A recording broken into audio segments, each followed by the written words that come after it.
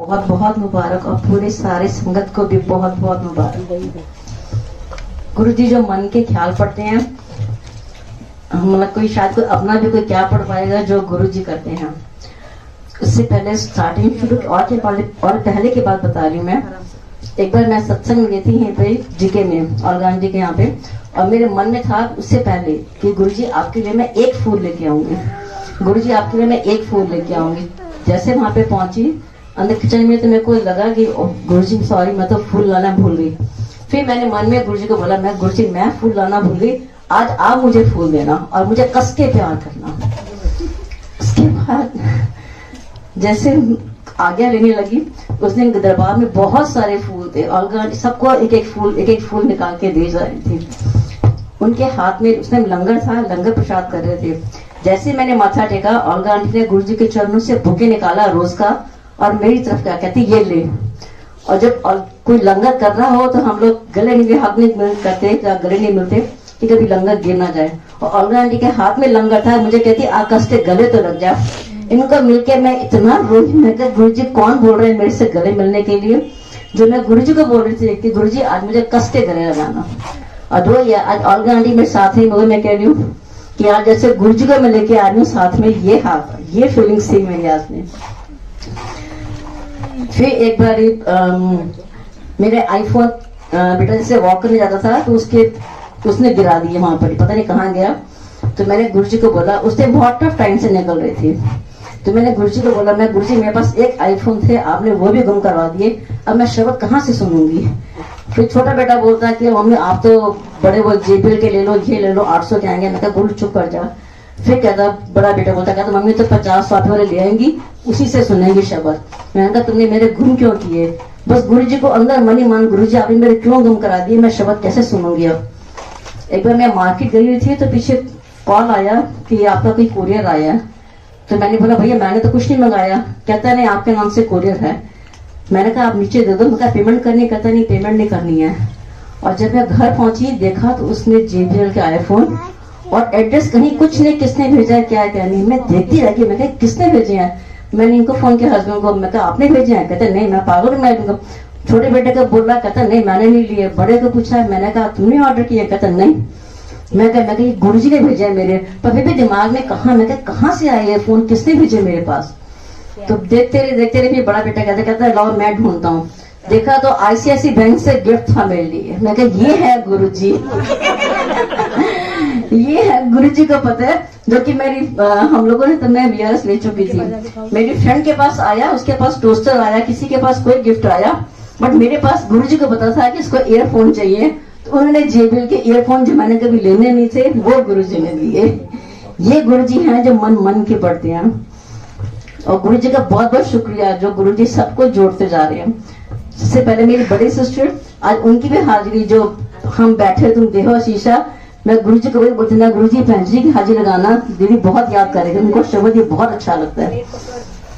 तो उनको जो सपने में गुरु जी आए, उसमें पीछे से लॉकडाउन में बहुत इंसान हर कोई परेशान था कि गुरु जी से मिल नहीं पा रहे, गुरु जी के पास नहीं जा पा रहे, कहीं सत्संग में गुरु जी से नहीं मिल पा रहे। तो बहन जी बहुत जैसे कई बार गुस्सा हो जाता है ना गुरु जी को, गुरु जी मैंने नहीं पता, मैं बड़ी परेशान हो गई हूँ, गुरु जी किसी सत्संग कराओ, किसी मैंने लेके जाओ, मैं बड़ी परेशान हूँ। तो रोज ऐसे शिकायत करते हैं। तो एक दिन बहन जी को सपने में आए कि गुरु जी ना फूलों की पगडंडी है उस पर चल के आ रहे हैं और उनके डंडों में आके बैठ गए हैं और बहुत गुस्से में है और बोल रहे हैं 10 बड़ी शिकायत कर देंगी सारा दिन, 10 मिनट उनकी क्या ना। तो बहन जी भी उनको कहती, मैं भी कितनी दिमाग में अक्ल काम नहीं किया कि गुरु जी गुस्से में है तो मैं चुप कर जाऊं। कहती मैं उनके कान में जाके बोल रही हूँ गुरु जी मेरा मुंडा नहीं मानता तानू। कहते किथे जाता है। बहन जी कहती कि साथ में मंदिर है बस वहां जाता है। कहते उसे आके की करता है। कहते शिव जी के पास जल चढ़ाता है, होर कुछ नहीं करता। तो कहता होर तो की चलनी है, और शिव जी होर कौन नहीं तो मैं कौन हाँ। फिर इस बात बहन जी फिर भी चुप नहीं करे। फिर कहते रमन किथे है। तो उन्होंने बोला कि सामने बैठी है। कहते देखा उन्हें कहने काट के ले आया। वो बहन जी तब भी चुप नहीं हुई, फिर भी कह रही है गुरु जी मेरी एक पैन हो रहा है। कहते वही जो किसी ने गल नहीं कर दी, किसी ने मन दे हाल नहीं कर दी। मतलब देखो गुरु जी को कैसे पता, गुरु जी को क्या पता कि हम कौन कौन है, कैसे क्या नहीं है। कहते ਉਹਨੂੰ ਜਿਹੜੇ ਕਿਸੇ ਨਾਲ ਮਨ ਦੇ ਹਾਲ ਨਹੀਂ ਦੱਸਦੀ, ਉਹਨੂੰ ਕਹੇ ਮੇਰੇ ਨਾਲ ਮਨ ਦੇ ਹਾਲ ਦੱਸਿਆ ਕਰੇ, ਮੇਰੇ ਨਾਲ ਮਨ ਦੀ ਗੱਲਾਂ ਕੀਤਾ ਕਰੇ। बहुत बहुत शुक्राना गुरु जी का।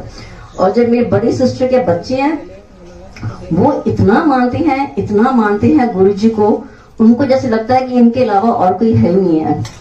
तो वो एक बार इनकी जो डॉटर इन लॉ है, वो आई थिंक अभी है 10-11 साल की, 12 साल की है, उसको ने उस गले में लॉकेट पहना हुआ है। तो एक बार वहां पे स्कूल में से पढ़ते हैं, किसी ने बच्चे ने बोला ये गंजी अंकल की फोटो क्या है, कहते खबरदार गंजी अंकल बोला इनको, ये मेरे गुरुजी हैं। उसको नहीं पता कि कौन है। फिर उनका जो पोता है छोटा, अच्छा हाँ, उसमें तब गुरुजी ने दीदी को ये भी बोला था, कहते जब तू उदास होनी है ना, तो उनका जो पोता है छोटा, कहते छोटे वाल देखा कर, उन्हें देख के खुश होया कर, कहते वो तेरा कितना मन लगाता है। ये है गुरुजी जो सबको जानते हैं। और उनका पोता भी ऐसा है, जिसने गुरुजी का बर्थडे था रात को 12 बजे दादी केक काट के सोएंगे। मैंने कहा गुरुजी के केक तो लाया नहीं, कहता कोई बात नहीं। तो एक बार ना उसके अंदर फ्रिज में देखा चॉकलेट पड़ी थी, कहता कोई बात नहीं, गुरुजी को यही भोग लगा देंगे, चॉकलेट खिलाएंगे। और फिर जब चॉकलेट लगाई, गुरुजी को हैप्पी बर्थडे बोला, फिर कहता दादी गुरुजी के लिए रिटर्न गिफ्ट लेके नहीं आए? तो बहन ने बोला कि नहीं, गुरुजी ने तो कुछ लेके नहीं आए।